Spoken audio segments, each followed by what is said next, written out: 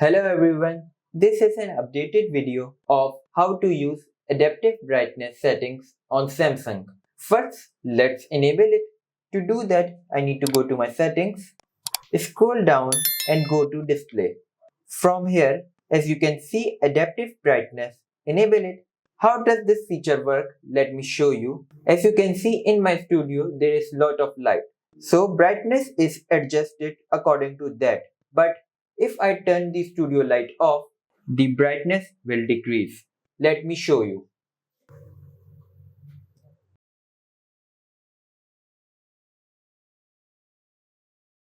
As you can see, the brightness is changing automatically. Now let's turn on the lights. And again you can see the brightness is adjusting according to lighting. So I hope you like this video. If you do like, please hit like, subscribe, and I will meet you in next video.